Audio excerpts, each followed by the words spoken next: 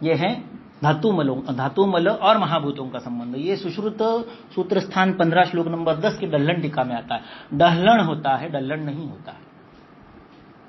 Okay, आप जितना अपनी भाषा के प्रति दृढ़ रहोगे उतना आप जल्दी प्रगति करोगे। आप अपनी भाषा का जितना अनादर करोगे उतनी वो भाषा, वो शास्त्र आपका साथ नहीं देगा, नहीं देता है।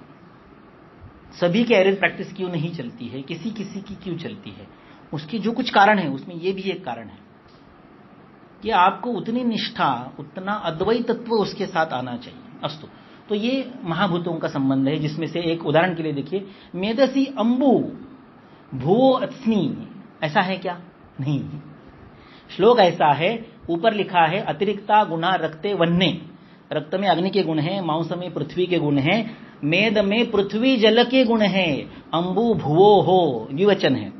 अस्थि के गुण देखिए क्या लिखा है, अस्थि में महाभौतिक संगठन है, पृथ्वी अनिल तेजस, अस्थि पार्थिव नहीं है, अस्थि पार्थिव है, वायवीय है और अग्नेय है।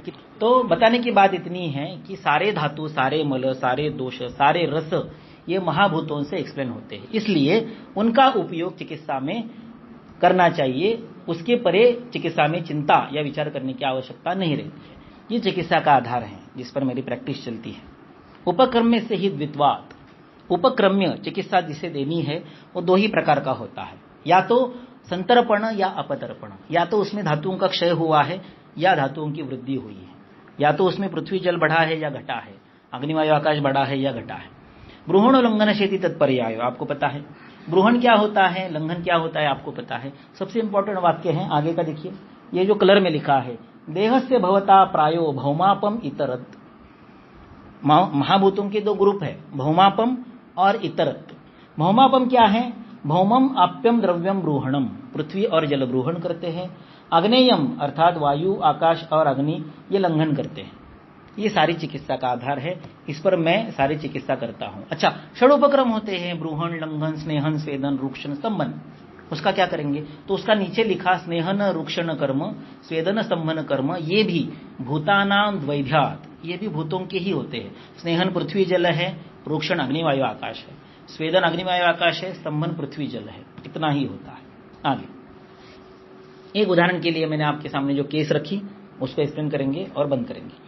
नहीं स्थूलस्य भेषजम, यह वाग्भट का वाक्य है, वाग्भट सूत्र स्थान 14 में आता है और इसी का उल्लेख चरक सूत्र 21 में आता है अष्टोनिंदितीय में। अष्टोनिंदितीय में 6 निंदित का कुछ वर्णन ही नहीं किया, केवल 2 निंदित का वर्णन है, स्थौल्य और कार्श्य का। इसमें से स्थौल्य के बारे में बात करेंगे। वाग्भट लिखता है नहीं स्थूलस्य भेषजम, मैं वाग्भट का शिष्य हूं, मेरी जिंदगी वाग्भट से चलती है, लेकिन मैंने ये 2 वाक्य लिखे आगे के, यही स्थूलस्य भेषजम और सही स्थूलस्य भेषजम। हाँ, स्थौल्य का भेषज होता है। कैसे होता है तो आगे के केसेस में बताएंगे। वही स्लाइड फिर से रखी है, नो रसशास्त्र used in entire practice of 23 years.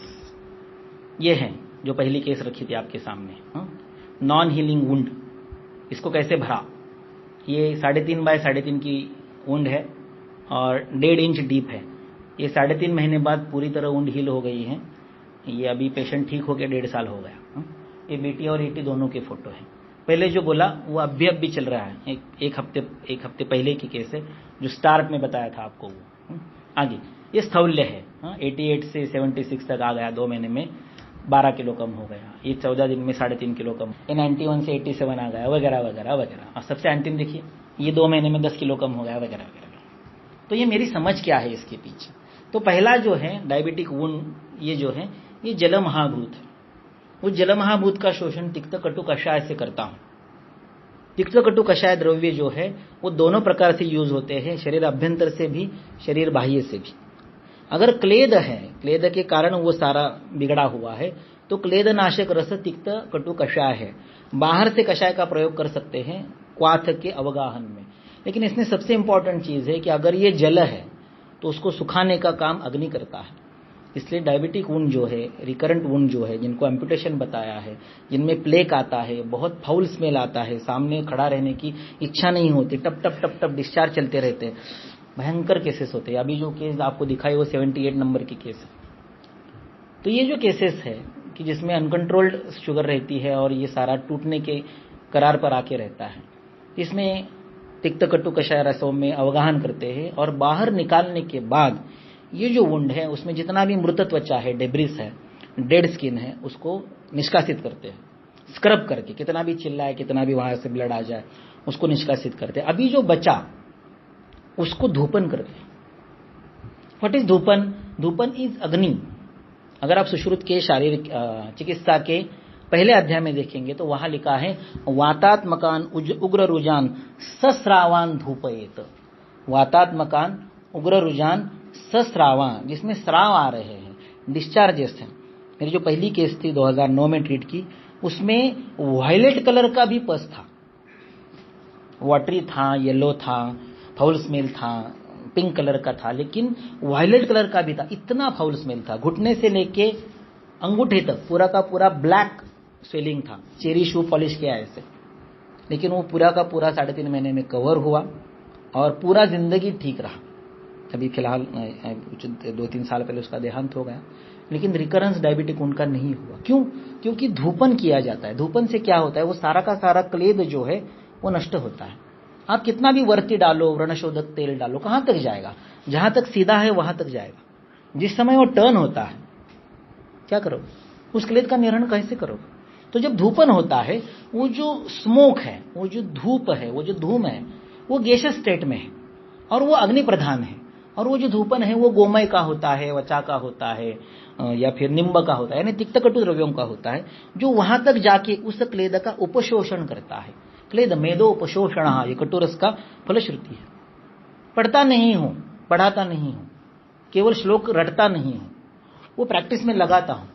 ये धूपन करना है। सुश्रुत ने लिखा है तो मैं धूपन करूंगा। धूपन के द्रव्य तिक्त कटु स्कंध से लेके आऊंगा और फिर वो सूखता चला जाता है। और जैसे आपने देखा कि 15 दिन में पूरा का पूरा ब्लैक नेक्रोस टिश्यू चला जाता है एंड देयर इज ग्रैनुलेशन, जिह्वा तलाबो मृदु, इस तरह से ग्रैनुलेशन टिश्यू आता है।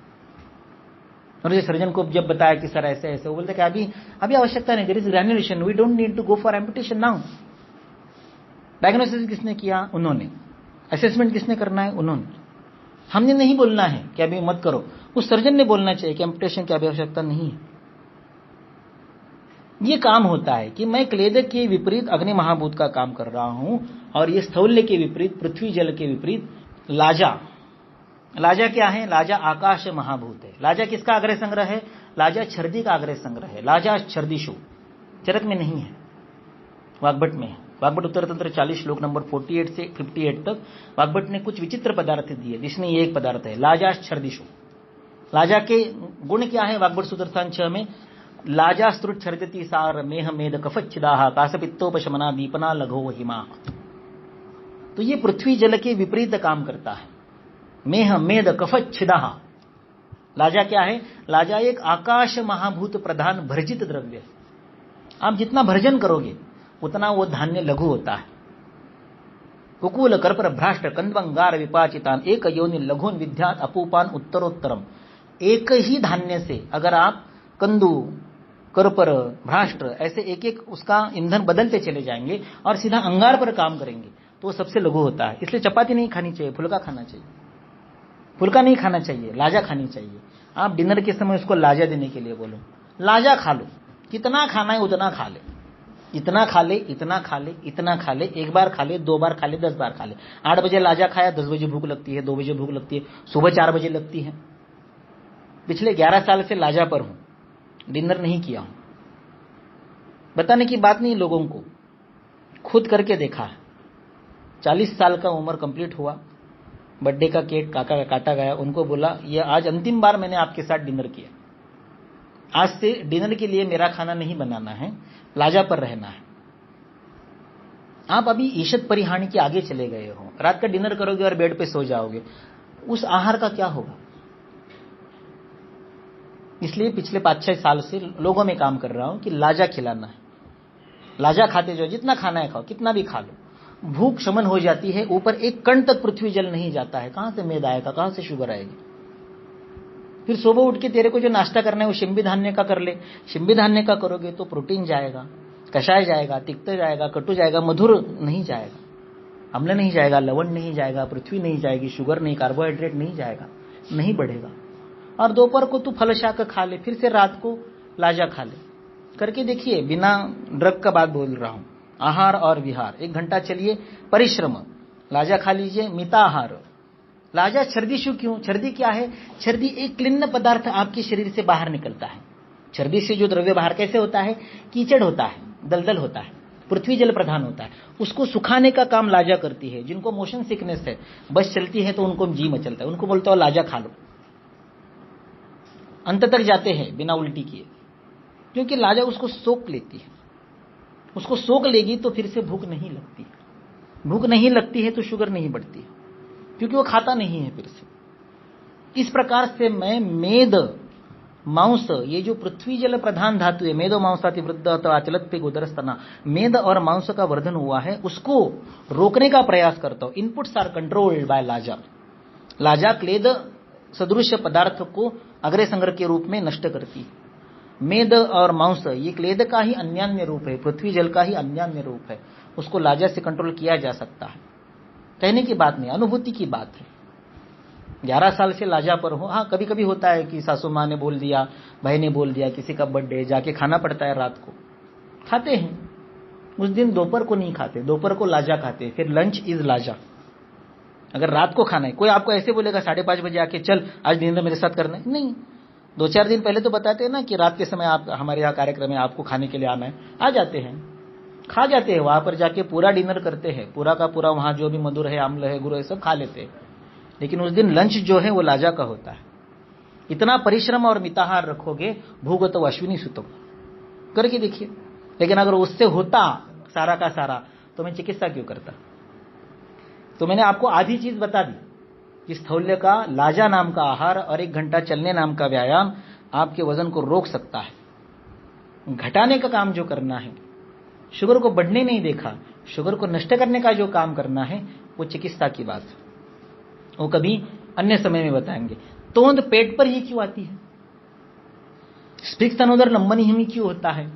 उसके क्या कारण, वो शास्त्र में नहीं लिखे हैं, उसके कारण बताने बाकी हैं, कभी अन्य समय पर। आपके संयमी श्रवण के लिए हार्दिक धन्यवाद। किंतु ये अंतिम श्लोक बताता हूं, लास्ट स्लाइड देखिए।